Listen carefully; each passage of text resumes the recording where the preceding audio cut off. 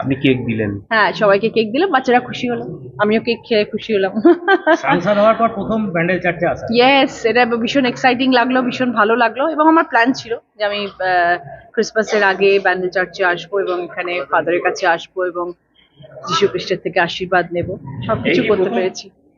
ব্যান্ডেল চার্চে প্রথম, yes, first time. কি চাইলেন? সবাই আমরা যেন সুস্থ থাকি, ভালো থাকি, সবাইকে নিয়ে সবাই যেন ভালো থাকে। Merry Christmas to all of you, যারা যারা এই মুহূর্তে আমাকে দেখছেন শুনছেন, তাদের সবাইকে মেরি ক্রিসমাসের অনেক অনেক শুভেচ্ছা, অভিনন্দন। মানে এই 25 তারিখ মানে তো আমরা কেকের একটা বিষয় থাকে। আপনারা কেক তো ছাড়া তো ক্রিসমাস হবেই হবেই না। না। আপনি কি কোনো সময় কি কেক বানিয়েছেন? প্রচুর বানাই, এখনো ছেলের বানাই। জন্য কিছু বানানো? হ্যাঁ, প্রচুর বানাই, এখনো বানাই। এবারে হলো না কারণ আমি 2 দিন ধরে হুগলিতে রয়েছি, মানুষের সাথে সেলিব্রেট করছি। কালকে গিয়ে হয়তো বানাবো। কি ফ্লেভার হয়?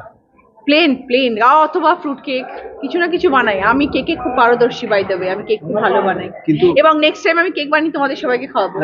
এত দায়িত্বের পর কি কেক বানানোর সময় পাবেন এবার? হ্যাঁ, আমি কেক বানাই, আমি কুকিজ বানাই, আমি চকলেট বানাই, আমি সব বানাই বাড়িতে। বলছি দিদি, কেক তো বানান আপনি যে নাম্বারটা দিদি নাম্বার 1 যেমন হচ্ছে, সেই নাম্বারটা আপনাকে কে দেয়? কেক ভালো হয়েছে কিনা? সেটা তোমরা এবার আমাকে দেবে, তোমাদেরকে যখন আমি খাওয়াবো।